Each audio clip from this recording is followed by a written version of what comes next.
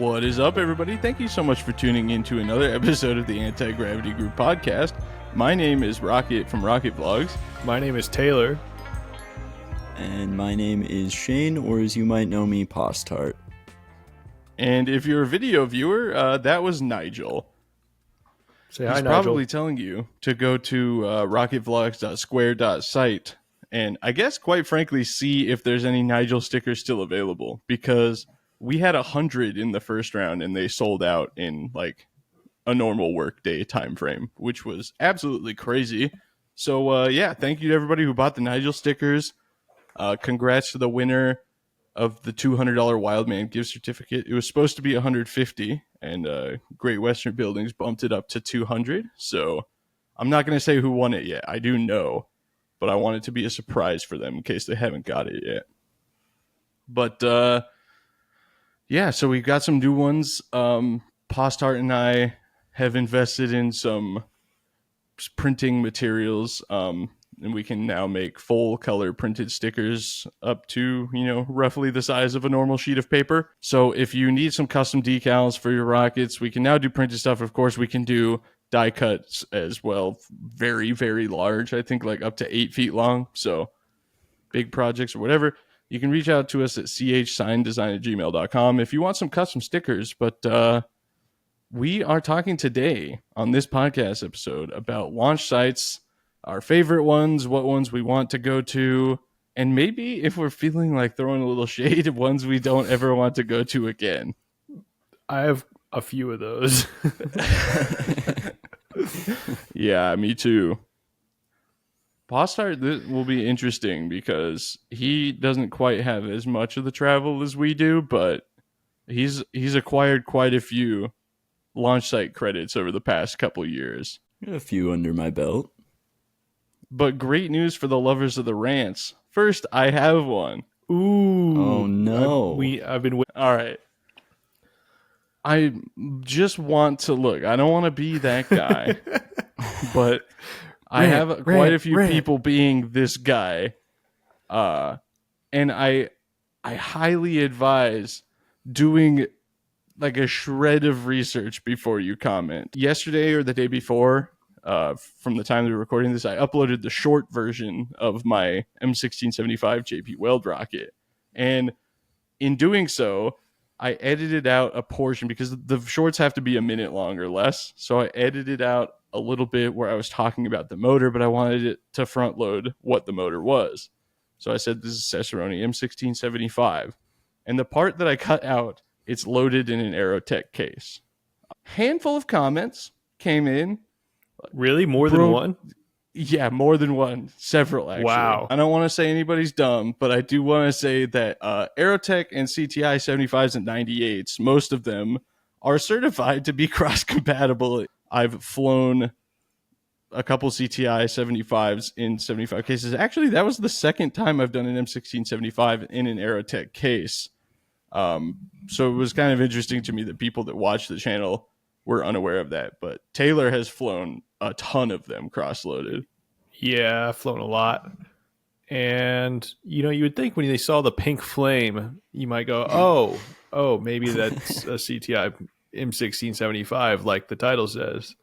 Well, I'm wondering if they thought like, oh, he's just holding up the motor case because he didn't have the CTI one handy. And they're just like, I'm going to clown on this guy. Clearly, he's stupid. Oh, you want us to believe that's a CTI motor? Not fooling us, Rocket from Rocket Vlogs.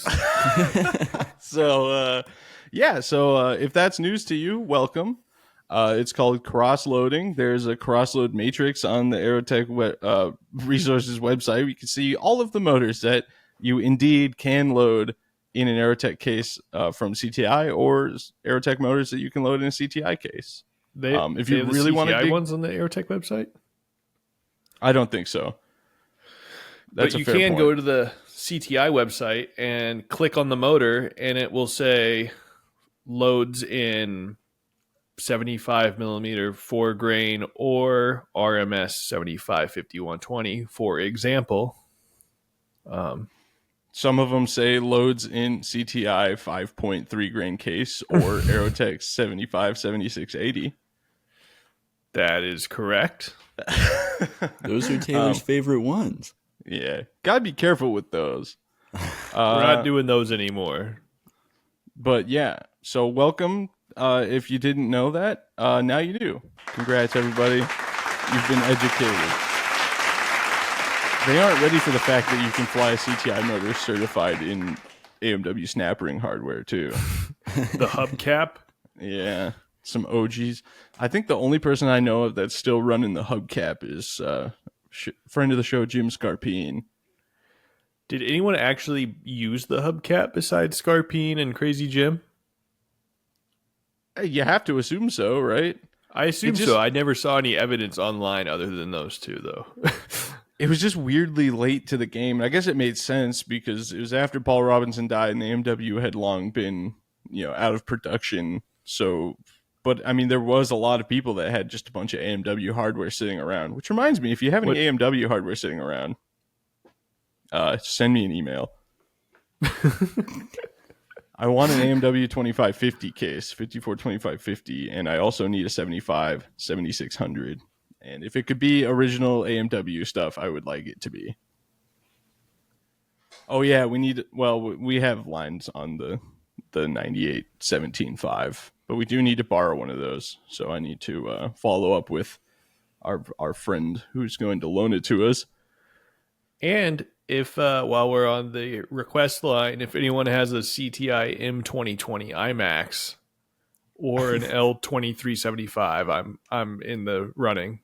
Dude, you missed. There was an L2375 at NSL. I know, it was just more than I wanted to pay. Well, okay, so you're asking people to give you an L2375 for like 10 years ago pricing? That is right. No, okay, well. If anybody else wants to sell any motors for 10 years ago pricing, please let me know. The M2020, though, I would pay a real price for.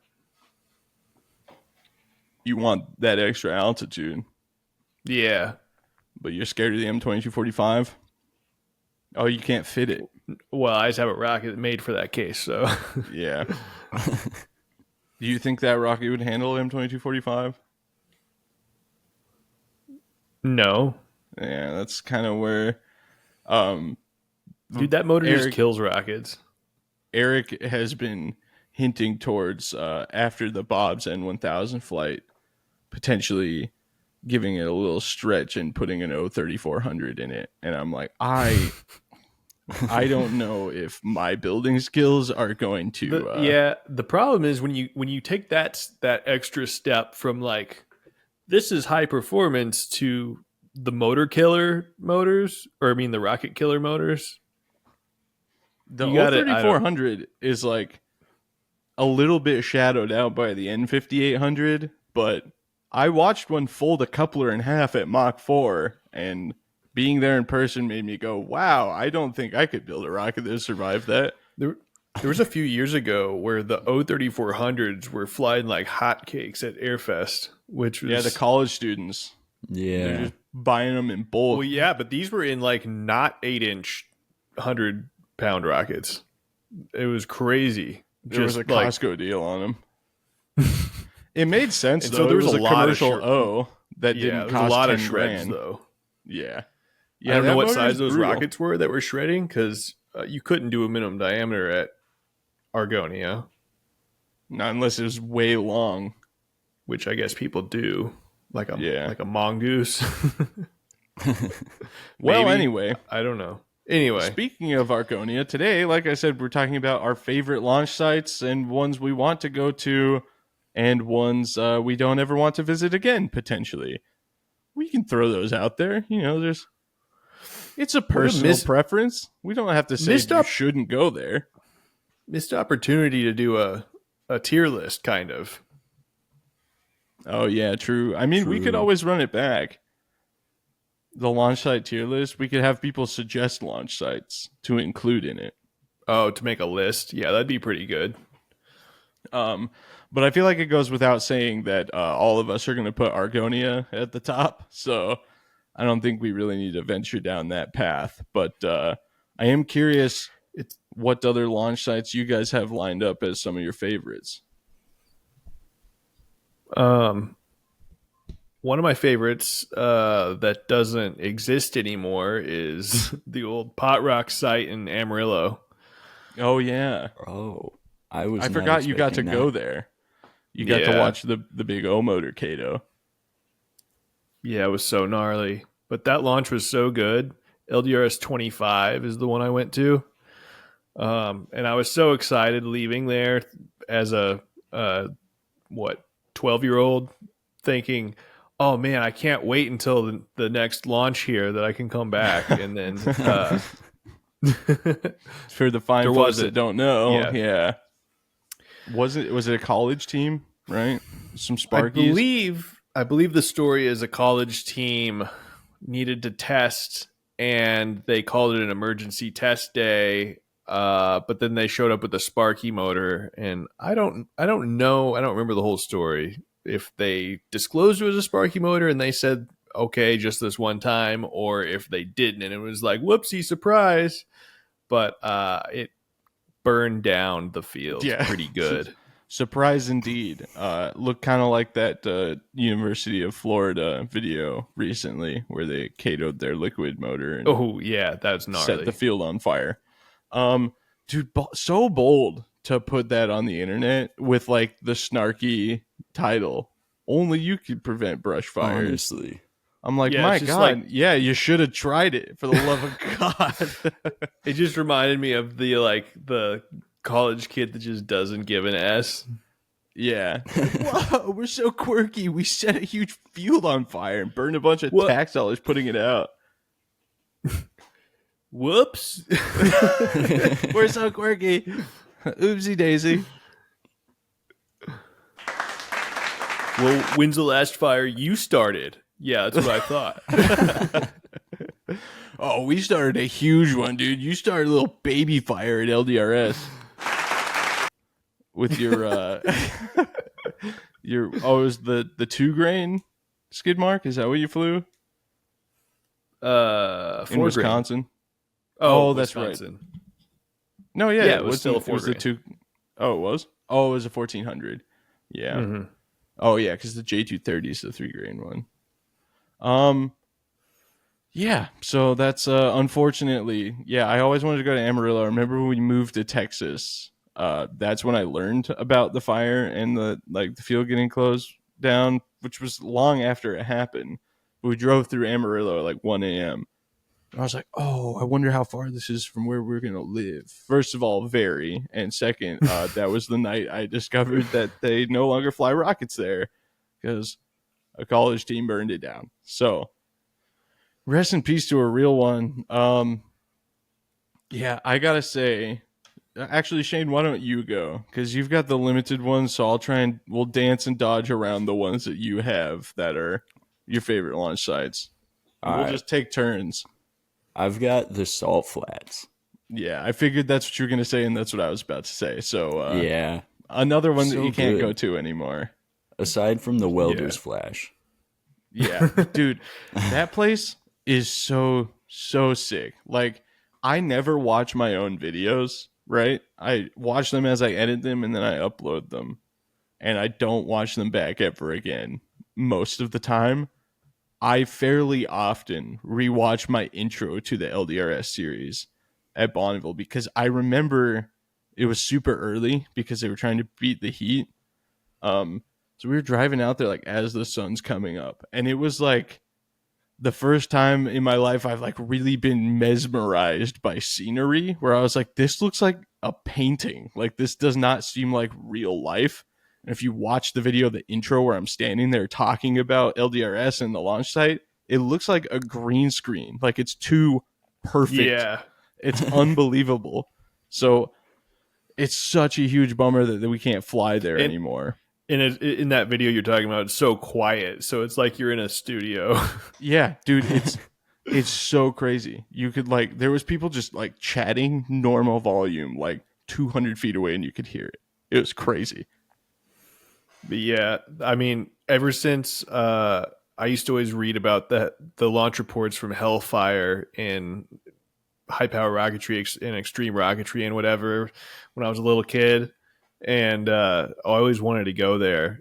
and it's just one of those things that always got put off. And then we, of course, found out that LDRS was gonna be there. Oh, sick, we'll go. And then that's the last one. So I'm glad we got to go. Crossed out the list, but also bittersweet because it's just as good as I thought it would be. Right, but it's crossed off the list get to permanently. Go back. Yeah. I will remind you that you almost didn't come. You were treacherously close to being like, no. And then after you found out, because we literally at LDRS 38, when we met, we were like, man, it would be so cool if they did LDRS at the Salt Flats again. And then that night you went to the banquet and you were like, oh my God, they're doing it at the Salt Flats again. But you were like, I don't know if I'm going to go. And then they announced that they're like, this is the last time we can do this. And so Taylor shipped some rockets to my house in Idaho and I drove them down there and we had ourselves a Bonneville day. That was my first end motor flight. The N2220 Fast Jack. My 82-pound Iris. The first real big rocket flight of the anti-gravity group. Yeah, it was pretty awesome. There's some serious history, not only for us in rocketry, but just for rocketry in general at Bonneville. Bob Utley from Rockets Magazine has been uploading Earl Cagle videos to YouTube. I don't really know how Earl Cagle feels about that, but while they're up, go watch the LDRS 17 video because that was at Bonneville Salt Flats. That was the last one until LDRS 39. And there was some people there flying rockets that had flown at LDRS 17. And that was what, 98? Yeah, I think so. Well, no. 96. 99? Was it? No, I don't remember. Wait. It was 19, right? LDRS 17, 19? I thought. Oh, they did 17 and 19? Oh, no. Okay. We're falling apart. Well, I just know they did. I think they did Argonia 2 years in a row, which would have been. Yeah. I was thinking that was 17 and 18. All right, I'm going to fact check here. I actually just watched it last night. I forgot about the giant Saab where all the outboards lit first and then the M lit in the middle and it like hit the ground 5 feet from that dude that was out there taking pictures of it. I was like, woo, boy, that's this is August 1998, but it is LDRS 17. Oh, so it must have been 18 and 19 in Argonia. I guess so. But yeah, we might have to watch that clip on the live stream after this because, my God, it is terrifying. It is such a big rocket. And just all these eyes lit first and tips over. And, dude, the old Mercury switch days and stuff like that. Crazy. Crazy. Okay, I think mine, interestingly, is a launch site that you can still go to. And I might be a little bit biased here, but if you're in the Pacific Northwest and you can actually land on a weekend that they're flying, I do actually highly recommend flying at Tripoli, Idaho's launch site out in Swan Falls. It's kind of a sleeper range, right? Everybody there's pretty laid back. There's like no weights to use anything. If you're going to fly an L or an M, you do get the responsibility of having to help put the pad up and take it down. But I mean, they have columns to 40,000. I know people have gotten 50 out there, and it's not like the most picturesque recovery area, but Argonia and dry lake beds and stuff have kind of jaded us a little bit because it's just like it's just like RRS and places like that. It's just a whole bunch of sagebrush, and there's occasionally a snake or some barbed wire. But you don't have to worry about it in the summer, at least, because they don't fly in the summer. But 40,000 feet, a lot of really cool people out there. And, I mean, plenty of recovery room. Sometimes you go for a real, real long walk because there's not a lot of roads to access the recovery area. But, yeah, it's a good time. I grew up there, so that's my recommendation. That's one of my favorite launch sites to fly at still. Just not super high usually.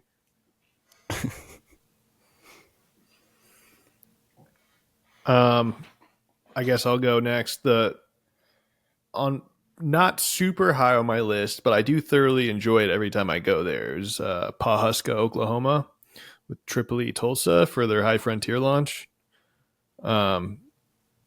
It's just I mean, there's not too many people there, but it's like pretty well run, and they got a good recovery area. You do have like some long field grass, so you got to deal with that. And once again, not the Argonia or dry lake bed style recovery that we all like, but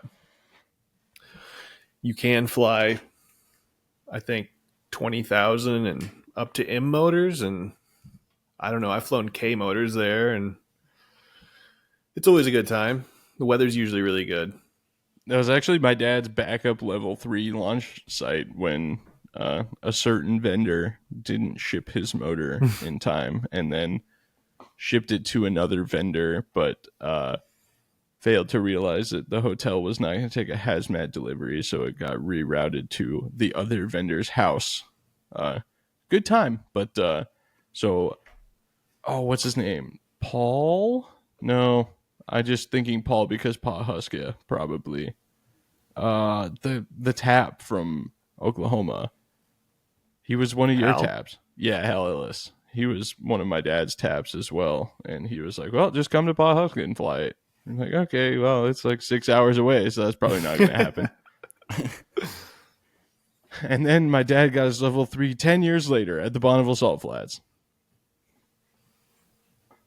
What can you do? All right, Paw Star, you're up.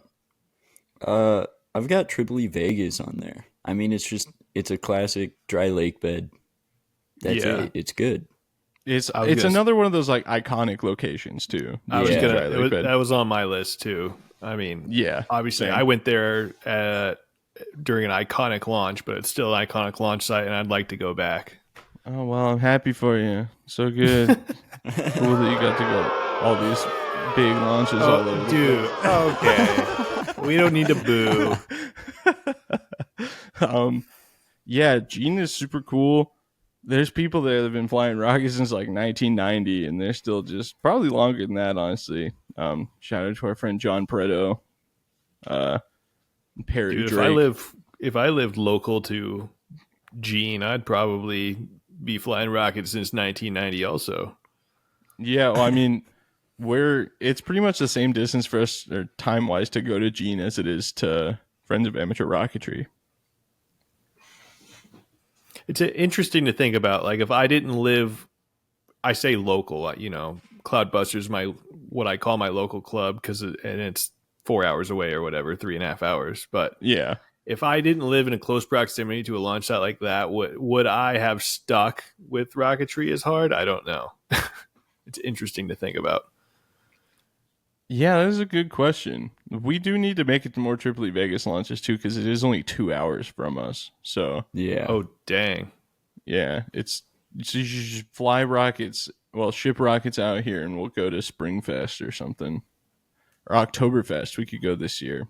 I feel like that overlaps. Oh, I think it overlaps Midwest Power. That ain't gonna happen. I think Springfest usually overlaps 100 Acre Wood. Or maybe Cloudburst. Oh, no, it was 100 Acre Wood because I went to Springfest this year. Well, I went to Las Vegas. Not going to 100. Yeah. It wouldn't have mattered if you came there either, because it just got rained out and people got stuck on the dry lake bed. So either way, it would have been a good time. I guess I had the right choice of being at home. Correct. All right. Well, I think this is my last one where I'm like, this is one of my favorite launch sites. And admittedly, recently it became less favorable, but Lucerne. Again, just because like it's a iconic, like all through my childhood, Lucerne, Gene Dry Lake, Delamar, all of these were Black Rock, obviously. All of these were big launch sites that, oh yeah, I guess I could recommend Black Rock, but that seems like obvious, right? It goes without saying. I mean, there's people that use their 1 week of PTO to drive 40 hours from the East Coast to Black Rock for balls every year. Pretty self-explanatory. But Lucerne recently lost a healthy chunk of their waiver. It used to be to 20,000 and now it's to 7. But they do still allow up to M's. Posthart and I were talking about building a rocket that's heavy and draggy so we could fly an M1939 because you can't fly N's at Lucerne. And it's really pushing the limit. Let's just say from rumors I heard, the M1939 might not be allowed much longer either. Dude, you know, when the Gates brothers built those original 3 rockets or whatever, they purposely built them super, super heavy to keep them under 10K because I guess that was the limit at the time. Yep. Which makes me hopeful that someday Lucerne will have a higher waiver again. But it would be kind of cool to just blatantly overbuild a rocket like that just so you could fly to Lucerne. Yeah. Yeah, that's what we were talking about doing. But we were 7.5-inch tube fins, just gnarly. Tube fins may keep it well under a mile. Yeah, that's what I'm saying. 3,500 feet on the M1939. Let's go. That'd be great. I really pyramid. I think true. I've really been leaning towards a tube fin rocket with the 7.5-inch tubes that I have, but I do still have to rescue the chipped one from your place so that I can fix my Honest John. But I was like, it would be really short. I could order more 7.5-inch tube. It's not that trivial. I mean, it is that trivial. It's very easy to just order things, but it's a lot more fun if I don't have to pay for more stuff. I might have 2 tubes here, or a tube and a half that you could have. Oh, that might be enough.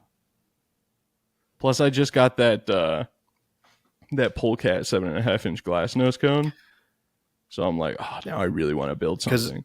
I think I somehow have 4 7.5-inch tubes. Because you only took 2. I think you have 5, don't you? Maybe. I don't know. They're not here right now. I think there's 4 here, too. We got 9. Yeah, we have 4. And then I've got my 6-inch Alpha project that's, been on the back burner for 12 years. I only have plans for 2 7.5-inch tubes. So should be at least 2 here, I think. Can I just buy them at the price that we paid for them? Buy you out of them? Yeah. Sick.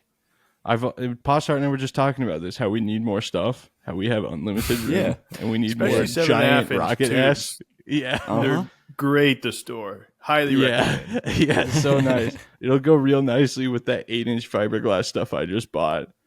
Shout out to the Patreon supporters who know what that's all about. You can take the free 5-inch tube also. Perfect, yeah, because we have all this space, so I'm just like, what do I do? I need to fill this up. But yeah, that's neither here nor there, I guess. I also think I'm pretty sold on building a 5.5-inch Sumi, by the way. I have the nose cone. It's got to happen. Are you going to do a 54? 98. And I'm leaving it cardboard and plywood. No reinforcement. Built only with Bob Smith 5-minute. I can't even talk, dude. Listen, the crowd's peed off.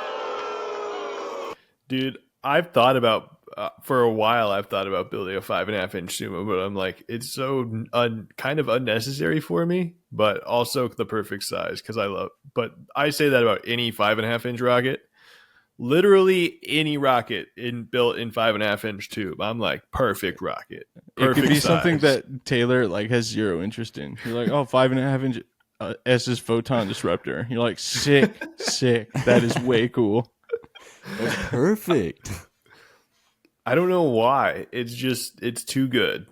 It really is though. It's 5.5 is the butter zone, or 6, but 6-inch to Red Maxes that have broken fins and need fixed. Yeah, I guess that means it's your turn, Taylor, to try and get us back on the rails here. Do you have another favorite site, or should we? I'm going to say the QCRS Princeton, Illinois. That's where Midwest Power is. Oh, Yeah, of course. It's not the ideal launch site, but It's the the ideal club atmosphere. is pretty. Yeah, the yeah. club's Yeah. pretty You ideal. go there for the vibe, and not the launch. It's Yeah. right by Wildman Tim's house. The recovery area is really not bad. You just gotta hope it's not muddy and rainy, because that happens. Which reminds me, actually, we have to issue apology to our friend John Clifton for when we talked about upscales, how we didn't bring up the 12-inch corkscrew, because Yeah. I thought that we is did. maybe we did. No, I don't think Bostart so. said we didn't, and I was like, if we Yeah. didn't, we really missed the mark, because that probably is my favorite giant upscale rocket ever I feel built. like we had to have mentioned it because I'm also a corkscrew fan.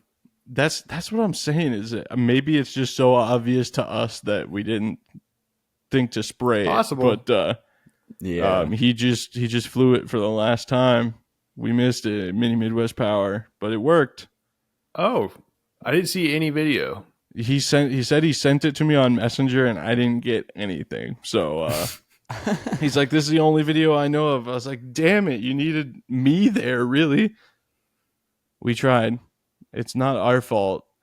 Like, Certain there's like situations arose that big he didn't fly corkscrew on an Midwest O Power. motor. Yeah, no one take video, please. Yeah, that would be dumb. That'd be so dumb.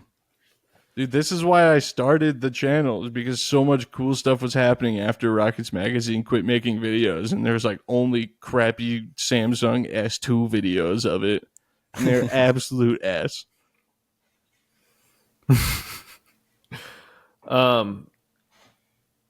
I think that does it on launch sites I've been to, but do we want to go through launch sites we want to go to? Yeah, we need to do that. But Possar, do you have any more? Nope. All right, I'm I all want out. to address one elephant in the room a little bit. I already mentioned it, but it's Friends of Amateur Rocketry. Listen, I love going to FAR, and there's always super cool projects to see there. Like liquid motors, you don't really get to see that anywhere else. I hate flying there.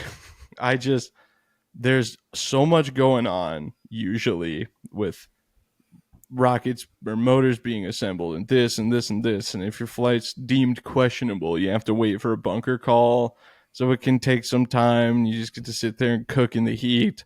And then in the summer, there's like one of the most poisonous snakes in North America, just kind of everywhere, the Mojave green rattlesnake. So yeah, and there's we'll say nefarious characters that live in RVs, and I don't want to say anything negative, but you can kind of assume the kind of people that choose to live in a trailer parked in the middle of the Mojave Desert, right? That could create some potential issues with recovery.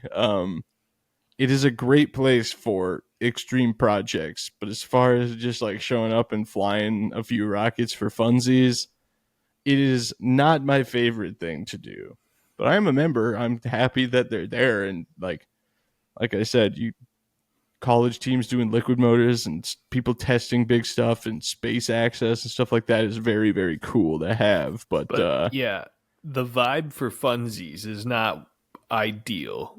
I love going there to take videos, and people loved the video when I made one, so I'm planning on making more. But I'm not in winter. I'll fly there. Otherwise, I've walked through that desert when it was 115 out, like 3 miles, and then drove to Las Vegas afterward. I went to bed at like 7:45. It is not a fun adventure to walk through that place in the summer. Or spring or fall. Just winter, basically. Okay, well, Taylor, why don't you kick us off with launch sites you want to fly at? I'll start with a launch site where they just had their big launch. That's Tripoli, North Texas, the Seymour launch site, where they just had what's the launch called? I just had it in my head, and you threw me off. Texas Shootout. Texas Shootout. That's what it is. Yeah. That looks like it's a launch that's growing every year, and it looks like they have a good infrastructure and launch site. So I'm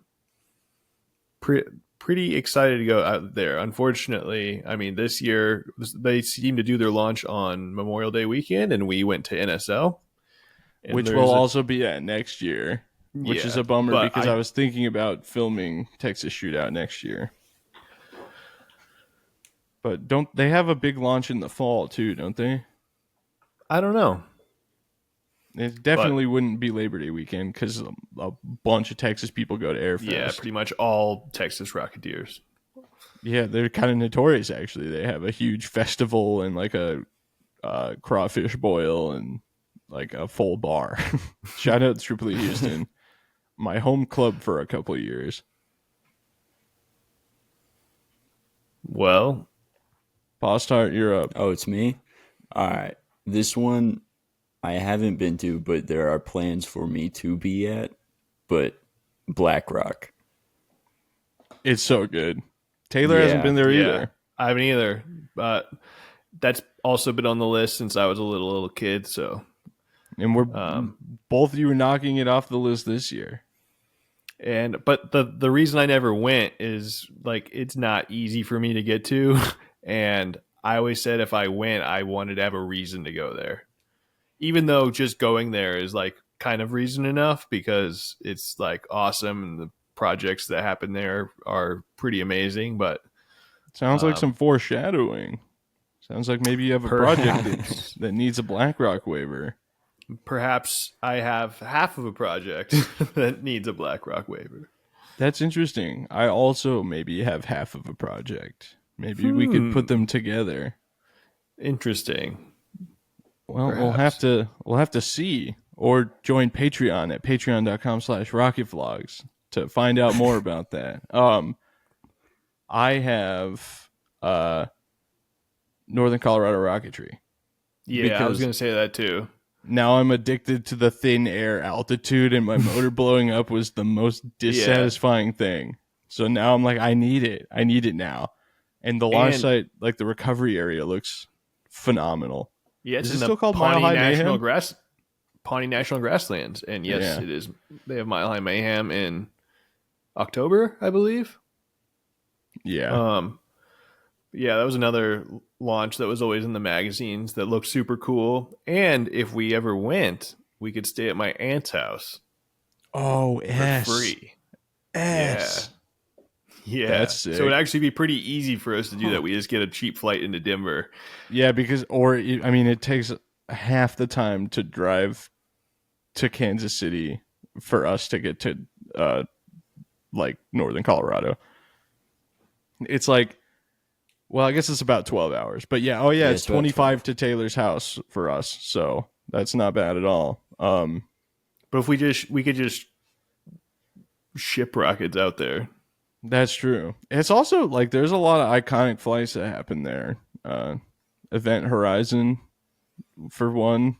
There's been a bunch of stuff out there, but yeah, dude, the Colorado cheater air, as Taylor calls it, has me wanting to act up. And that I do like it. I'm like, this feels definitely like cheating to me, but I like those numbers. But at the same time, it's so easy. The big numbers are bigger than the smaller ones. I don't really like the numbers for bragging. It's just for me. I'm like, yes, those are big numbers. I did it. Yeah. Yeah, we've been pretty open about the fact that we were kind of against record attempts at Alamosa because, look, I get it. It's the system. Don't hate the player, hate the game. But I have too much respect for the people that have put in the work to make these crazy, crazy rockets that fly to these altitudes at Black Rock for me to just walk up like with, my thumb up my A and a Wildman Mach 2 and just blow the record to smithereens. Instead, we're going to leave out the fact that you blew the rocket to smithereens. Right. Well, but if I hadn't, I was pretty quiet about what it was simming to because I just kept saying 30 because if I got anything over 30, it would have been great. But with pretty conservative RAS arrow settings, it was like touching 38,000. I was like, that is illegal because if I ran the same sim in Argonia, it's like 23. It's crazy.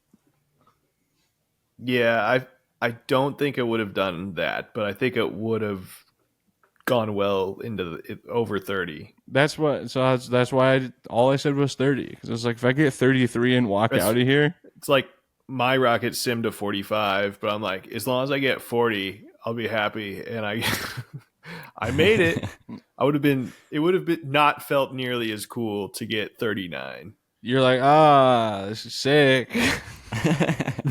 But that's why he wants an M2020 now. And I actually briefly entertained the idea of doing the Loki L 2050, which is a full 54 millimeter L. It currently holds the L altitude record, actually. And even if I like nuke it a little bit and make it too long, it's sim aiming above the NSO wafer. Like it's like 55,000 is what it's saying, and I'm like, good God. So yeah, I'm probably gonna stick with a K motor and try this again next year, preferably with a not blowy uppy one. I'm looking at the Loki K350 because it's also like full K. But I mean, Loki makes great motors. They're really expensive. And I don't have the hardware. Well, I have 2550 cases, which in theory would work, but I don't know. It's a cool motor, but it's not simming enough over like the K250 for me to want to justify the extra expense. Also, they're not in stock very often. Yeah, that's a big problem too. But if somehow Scott happens to hear this and you want to do some sort of joint venture on that, hit me up. The other thing is that he has a 54 boat tail, but it's only for like the L2050, the L2040, and the M. The ones with the big phenolic nozzle. Yeah, the K250 from Aerotech uses a unanodized 2800 case, single use case. That's not single use to some people, but so then you can just use the regular tapered rear closure, which is kind of what I'm leaning towards. Also, if anybody took my K300 tapered rear closure at NSL, can I have that back, please? Because Chris Short told me I might have a chance at getting at least the hardware warranted from CTI.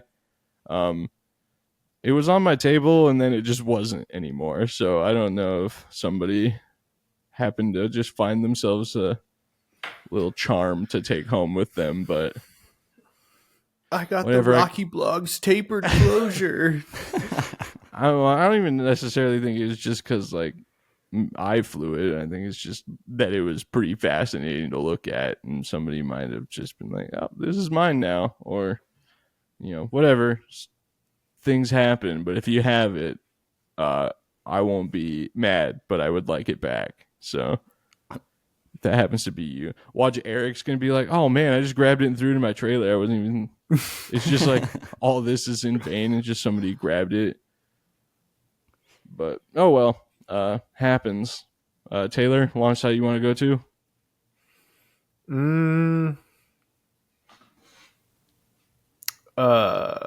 Delamar. I was gonna say if you didn't. Yeah, it's actually pretty close to us now too. There's just like, from what I understand, it's kind of like BlackRock. There's like no nearby services. It's just iconic. Yeah. That's really the only reason I really want to go. I mean, I'm sure it's a great launch site, but it's a huge lake bed. It's like not as big as BlackRock, but it is huge, and they have 50,000 feet out there. It's run by Triple E Vegas, which we already talked about. Like I said, a lot of cool people, mostly. There's one that comes to mind that need not be named, but isn't so friendly. Potstar, you got another one? Yeah, I was thinking about this one, but I'm like not entirely certain. I don't think it's for the launch. I think it's mainly for the traveling experience. But any of the New Zealand launches I want to go to. I want to see the motors. They have a motor manufacturer in New Zealand, and it looks sick. VTP. They do look sick. And also the 18.5-inch Nike Smoke. The full scale. On the the Nike smoke. Yeah, it is extendo. So yeah, it made us quite sad, but at least they stretched it for a reason. It was so they could fit that P motor in it. So they get a little bit of leniency, but if you guys know us, you know we don't like stretched rockets. Every time I see someone post pictures from one of those launches, I'm like, what kind of motor is that? And then I click on it and it's like BTP, whatever. Dude, their Sparky looks killer too. It looks so good. They have some sort of like fuchsia purple or red looking motor too that looks good. If anybody from New Zealand listens, if you've got any details like how much those motors cost and stuff like that, it would be so cool if we, like, even if it wasn't a big rocket, if we shipped a kit out there or flew with it there and we built the rocket there and then flew it on one of those motors. Oh, that would be cool. And then we just give it away, because I don't imagine trying to bring a flown rocket with black powder residue through. Oh, can they get black powder there? I'm sure it's New Zealand. I feel like anything goes in New Zealand. Sweet as. Not true. Cigarettes are like $25. Yeah, but you still have them. True. God's bonus track, as Mr. Regular from Regular Car Reviews called it. Dude, have you seen the things that they let you register as cars in New Zealand? You can get black powder there. There's no way you can't. Okay, I have Snow Ranch on here, which is a launch site in, I think it's Central California, right? I should probably know. So, yeah. It's where they do Derriere. It's like 4.5 hours away from us. No, Snow Ranch is a different launch site, I'm pretty sure. Oh. Well, clearly I've done my research. Snow Ranch is lunar. Oh, you're right. Lunar. But on my list was Fresno, which I'm not sure which. Yeah. Dude, I'm not sure which one you were thinking as a of. city, kind of sick. Also, Poshtart thought it was in Arizona. Okay, we didn't need to bring that up. When I drove there to get some rocket stuff, he was like, "Oh yeah, what was it like there? Were you able to? Was it? It's actually really nice. It's kind of like Boise, actually. Yeah, everyone says it sucks, but I'm like, do you say it sucks because you've seen the rest of California? No. People say California sucks because they've seen pictures of downtown LA. But we don't have to get into this, but yeah, that's really what it is. I've thought about Fresno as a potential location to live, but dude, it's actually not that expensive in terms of California, and it's really nice. Like the cheat code, and it's pretty close to a lot of things, at least by Midwest standards. Yeah, it's still fairly like close to the coast if you want to do that, and yeah, it's a nice area. The Derriere launch site looks pretty nice. Yeah, I'm guessing there's a lot of cow ass, but yeah, that's what I've heard. There's no shortage of cow ass. Is what I've been told. I was expecting a lot of cow ass in NSL as well, but we're good. It was all what do you call that? The chips? Yeah. Buffalo chips. Yeah. Cow chips. Cow chips. Yeah. It was all chipped up. It was chipped all to ass, dude. Well, Postar, do you have another one? Yeah, again, this one is just simply for the vibes, but a launch in Australia. Dude, Thunder Down Under. I want to go so bad. Sorry, Jeremy, you have to hear my accent again. I was going to say, shout out our The boy. launches in Australia are crazy because it looks like they're just like, whoa. Oh, Nigel's popping off, folks. Oh my God. You heard him.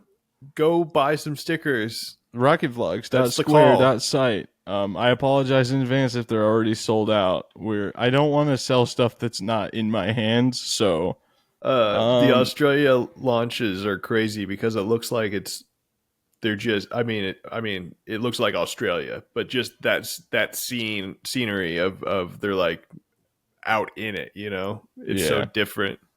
They're out back, if you will. Yeah. Looks like could be a real adventure to go get your rocket because they have some crazy waivers. Yeah, it's insane.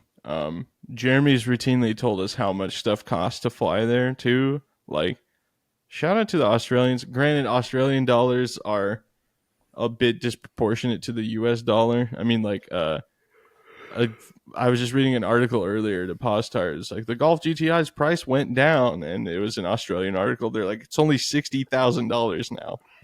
I was like, oh my God, dude. That's crazy. But, yeah. All right. Well, my last one that I have here for launch sites that I want to fly at is Tri-Cities, which is Washington. That's where, shout out to the friend of the pod, Bryce Chanis, is flying now. I've wanted to go there for quite some time because it's a sod farm, which in my head is just like the perfect place to fly rockets. Yeah. I always wanted to fly on a sod farm. Do they still do it at the one in Orangeburg, South Carolina? I don't think so. Dang. All right. Well, Washington it is, guys. We got to go up there. Maybe if we ask Bryce nicely, we can crash out at his place and go to a launch with him. Yeah, it looks like a really fun place. They got a pretty decent waiver and, sod farm. So pretty nice recovery area. Plus it's, that portion of Washington does get quite hot actually in the summertime, but, and that's also where I bought my Fiesta ST, 6 years ago. Yeah. Shout out Northwest Motorsport in Pasco, Washington. My car lasted longer than the dealership I bought it from. They're gone now. So unshout out, I guess, because there's no reason. It makes sense though, right? They sold it to me under the used Blue Book value. They're like, oh, we're all about volume. We're not leaving any money sitting on the table. We're just getting them in and out. It turns out that didn't work out that great. But it is what it is. A launch site that doesn't on the list of here. I guess this is a launch site that I wanted to always go to that is not available anymore. But Plaster Blaster. Oh yeah. Oh, dude, I know the video of the big giant fat boy landing on the minivan. It's a classic. I think the X-Wing year was the last year, wasn't it? Yeah, okay. I think so. No more of that. Yeah, because that would be really close to us. There's like, let's see, it was in Plaster City, wasn't it? Isn't that why they called it Plaster Blaster? Let's see how far that is from us. But it always looked like there was a lot of cool stuff happening there back in the day. Oh yeah, it's like right down near the Mexican border. It's 3 hours and 45 minutes from us. But actually, that does give me another one that I can say I want to go to. Holtville, Tripoli, San Diego. They have, it's actually pretty close to that. But they fly at a, like, municipal airport, kind of like Tripoli Houston Hearn launch site. And they have, like, a 16,000 foot waiver. So I've heard it's pretty decent. Yeah. Dang. Right down there by the border. Accidentally fly your rocket into Mexico. Well, do you want to throw out any launch sites you definitely don't want to return to? We should disclaim Alberta. That this is Canada. Yeah. This is nothing to do with the. Maybe it's different now, but my 2005 experience at LDRS was not great. The laptop launch controller. Yeah. That you couldn't see when the sun touched the screen. It just very much felt like we weren't ready for that. And there hasn't been one there since, so I guess maybe everyone felt that way. I was going to say that's another one, or that's probably how it would have gone down if they actually had LDRS 40 at Brothers in Oregon. But that's another one that I'm like, I don't know if I want to say it's one of my favorites. I love the launches that they have there, but the recovery area is like worse than Tripoli, Idaho. They take a lawnmower out there and clear big circles for the pads, and then it's just sagebrush. And there's also a road pretty close to where they fly. So if you fly anything M or bigger, or N or bigger, or research M or bigger, it's like they have to do it behind the flight line on top of this hill. And it's super flammable out there.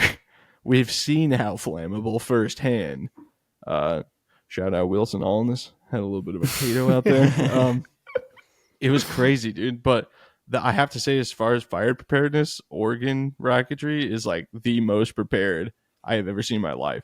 They had the City of Brothers like wildland firefighting department come out and like give a quick training session so that anybody who saw a brush fire could try and put it out or like at least mediate it until somebody else got there.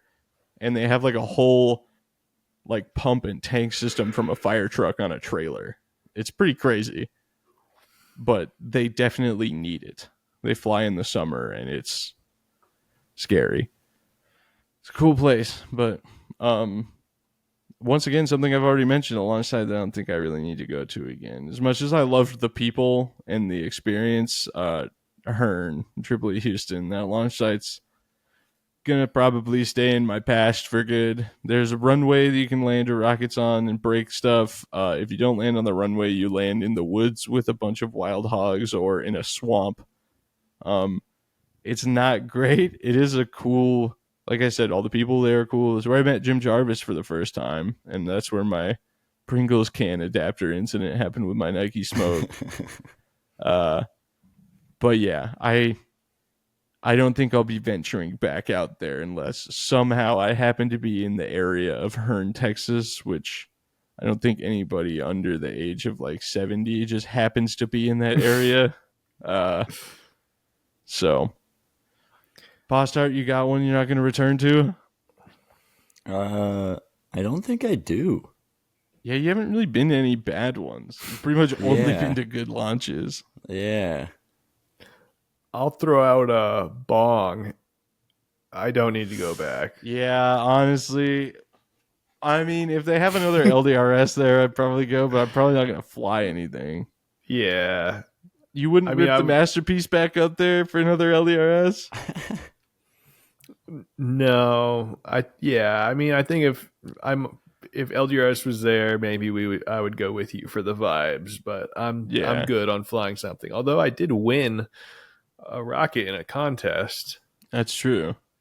But there was some pain to get to that point. So, dude, it's like the people that grew up flying at Bong are built different. That place is almost as unideal as it could possibly get for a launch site.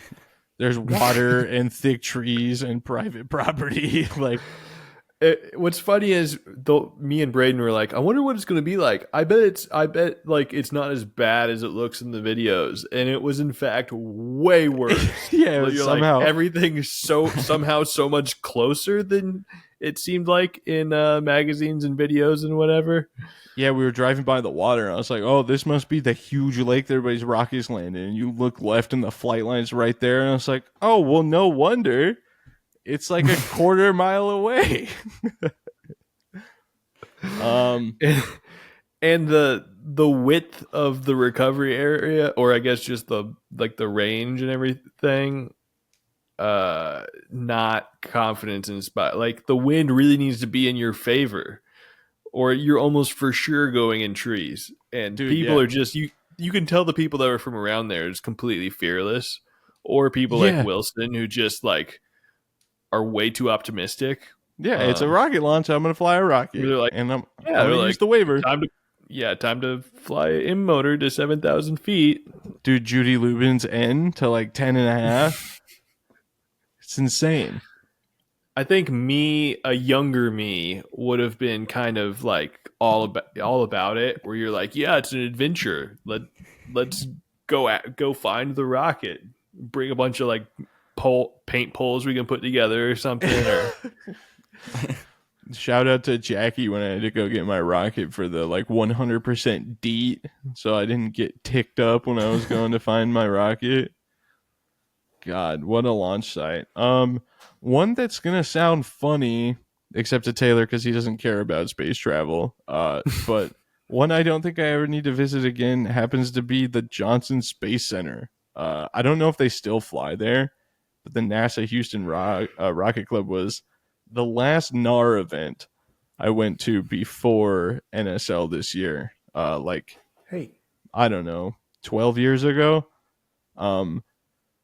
of course, I wanted to show up and fly the biggest rocket, and it was the Ballooner Festival, and it was yeah, I mean it was it's like a big hot air balloon festival, and they had like skydiving and stuff, and we flew rockets there, and I was like, oh, I want to fly the biggest rocket, and they didn't have a waiver, so I brought my Dark Star and a G64 and flew it without the upper half, so it would be light enough, and they had the launch rods angled at like a stark angle because they didn't want it going anywhere near the crowd.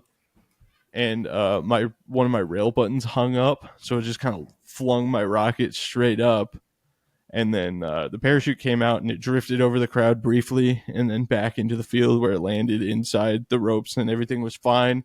And the guy who was running the club came up to me when I was like 13 and he's like, why'd that happen? Why'd it go over the crowd? I was like, I don't know. He's like, well, you need to know. We need to know. NASA needs to know. Like, it was like we were all going to die. I was like, the rocket landed in the field, man. And my mom's like, can we go get it? Do we need to go get it? She's asking me. I was like, I don't know. I'm getting yelled at by this 50-year-old man. So, yeah, I don't have any interest in going back there, believe it or not. Yeah, back then the youth wasn't welcomed so much. Yeah, I have to say this, they seem a lot more embraced these days than when we were young. But you know, yeah, I mean, it was a cool experience. At least less yelling, and you know, we've toned it back to here. Let me show you how to do this. Yeah, you're stupid, so you need my help. Yeah. So yeah, shout out to the young Rocketeers and all the people doubting you. Shout out to our friend Jonathan Gabery for he had a Kato and a Shred last year, and there was some people questioning whether or not he should be allowed to fly rockets. I was like, that kid just flew a 3-inch Punisher on an L motor higher than 90% of you guys have ever done with like perfect full recovery. So why don't we pull that back a little bit? He was asking some really good questions. He came and asked us some like, especially after he had his failure or whatever. It's like asking not stupid questions. Yeah. Like, and he knows his stuff. Like, yeah, he doesn't come up with the, you know, like, is this motor good for this rocket, or just, you know, basic stuff like that. He's coming up, he's asking us to watch him put a motor together after his K1103 Katoed, and he just like put it together perfectly. Like, he knows what he's doing. So yeah, anyway, there's another rant for you. Any other sites you don't need to visit? I mean, just all the local Missouri sites I've ever been to. It's not fun. That's fair. There's one that they used to fly in Idaho that I am glad it was past my time, and I have no desire to do it. They used to fly at Craters of the Moon National Park, which is just whoa. Yeah, just giant holes. Yeah. It's awful. Well, I think that's it. We didn't have any Patreon partaking today because I was just like, if I ask everybody what their favorite launch sites are, this is just going to turn into a disaster. But I think it might be kind of fun actually to ask, and we'll kind of double back on this next week, and we'd be like, hey, like, what's your local club? Give us a reason that people should be flying there more, or maybe the most iconic, and that could be what you know is iconic to you in your region. So whether that's the, you know, Alabama or whatever, I don't know. Yeah, I will say we didn't fly anything there, but I do want to give a shout out to MDRA. They've kind of been nuked as far as what they can do lately, but like MDRA is like home of some of the most iconic rocket things that have happened in our lifetime. And like the disappearance of Rockets Magazine kind of made it seem like that had all slowed down, but it never did. Like, people are still flying 6-inch motors there regularly, just crazy big stuff. You show up just one day, there's a video of a double 6-inch Deuces Wild flying on O motors, and I was like, oh my God, they're still doing it big out there. So that's why we went the next year. Anything else, guys? I think that pretty much brings us to the end. That's it. Yep. Oh. All right. Well,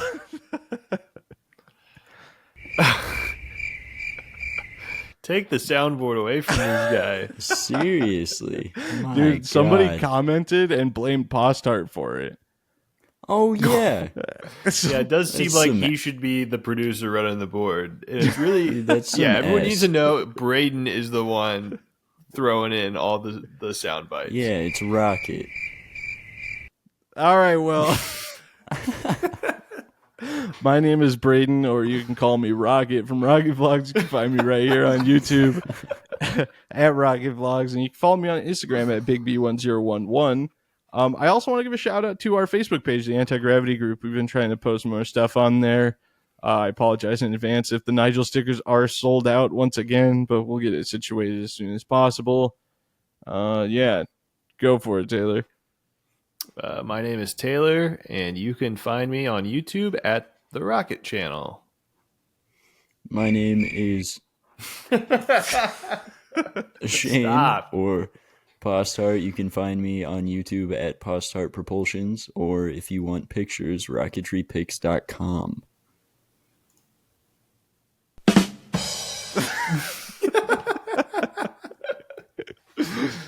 Oh, we are the Anti-Gravity And Group.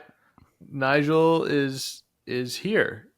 You can find him here in my house. That's what we like to hear. Well, they can't Don't go find try him and find in that Nigel, house though. for now. Well, they won't be able to soon. True. All right. Well, on that note, we are the Anti-Gravity Group. This is the Anti-Gravity Group podcast, and we will see you guys next time.